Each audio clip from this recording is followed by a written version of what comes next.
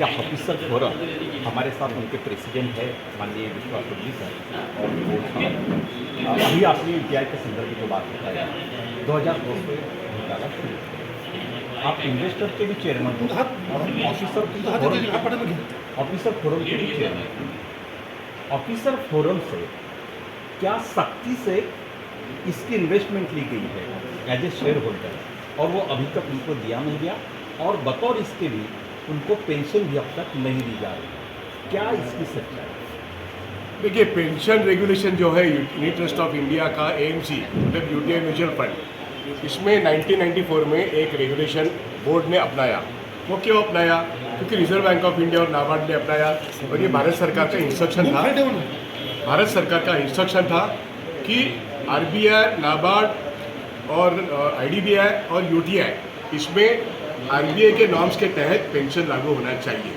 अब ये पेंशन उनको 94 में एक ऑप्शन देना चाहिए सारे लोगों को, आपको चाहिए या नहीं चाहिए, येस और नो। अब कुछ लोगों ने नो कहा, कुछ लोगों ने येस कहा। तो जिन लोगों ने येस कहा वो बहुत थोड़े थे, लेकिन ये हालत सभी जगह थी। लेकिन बाद में सेकेंड ऑप्शन आया। यूटीआई में शुरू से लेके अब तक ऑप्शन लोगों को दिखाई नहीं और दूसरी बार तो रिकॉर्ड ही नहीं रखा। और आज के हालात में 1500 से ज़्यादा लोग, पर्टिकुलरली ऑफिसर्स, यूटीआई में इनको पेंशन ऑप्शन नहीं मिला। उनका वो लीगल राइट है। अब ये चीज़ भारत सरकार ने कहने के बाद, आरबीआई ने देने के बाद, सभी लोगों ने इम्प्लीमेंट करने के बाद अगर यूटीआई का चेयरमैन नहीं करता है तो उसकी बोर्ड जो है, तो हम सारे शेयर होल्डर को ये बताना चाहते हैं, जैसे आपने कहा कि मैं कौन हूँ, तो मैं all India UTI AMC share holders association का चेयरमैन हूँ और मैं UTI, all India UTI officers association का मैं चेयरमैन हूँ। तो मैं ऑफिसर्स की तरफ से बात करता हूँ, मैं शेयर होल्डर की तरफ से बात करता हूँ और मैं इस देश की इकोनॉमी में ये यूटीआई म्यूचुअल फंड जो है, इसकी हैसियत बहुत बड़ी है। ये देश का पहला म्यूचुअल फंड है और इसके हाथ में, इस म्यूचुअल फंड के हाथ में नहीं सिर्फ इन लोगों को पेंशन मिलना चाहिए, ये रिटायर होने के बाद भी उनको पेंशन नहीं मिलती है। और आज इस देश में पेंशन के बारे में तमाम सेंट्रल गवर्नमेंट के लाखों लोग, स्टेट गवर्नमेंट के लाखों लोग जब चिल्ला रहे, तो उनकी पेंशन जो एनपीएस में है, जिसको न्यू पेंशन स्कीम कहते हैं, वो पेंशन है ही नहीं, वो तो इन्वेस्टमेंट स्कीम है।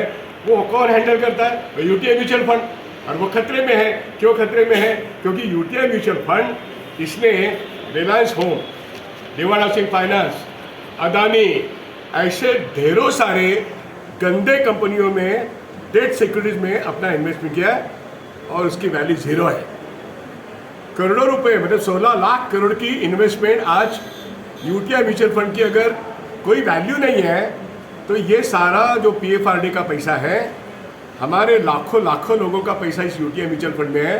तो इनकी तो पेंशन नहीं मिल रही है, लेकिन इनकी केस भी अभी कोर्ट में नहीं आई है।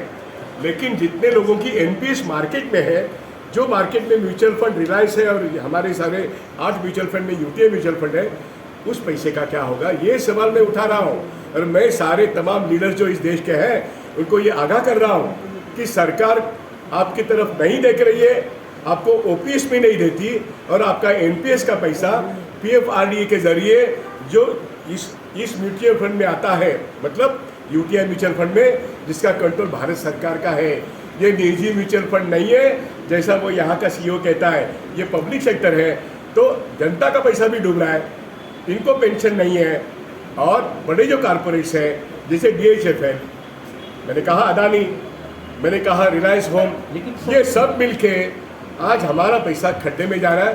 तो आपके सवाल का जवाब ये है कि मैं लोगों को आगाह कर रहा हूँ कि ये सेबी, जिसके अंडर ही म्यूचुअल फंड आता है, तो वो उनका कारपोरेट गवर्नेंस और कंपनीज लॉ में सेबी ने यूटीआई को ठीक करना ज़रूरी है और मिनिस्ट्री ऑफ फाइनेंस ने यूटीआई के मैनेजमेंट को ठीक करना ज़रूरी है कि नहीं है, ये सवाल मैं खड़ा कर रहा हूँ। बिल्कुल सर, अपने देश में जो है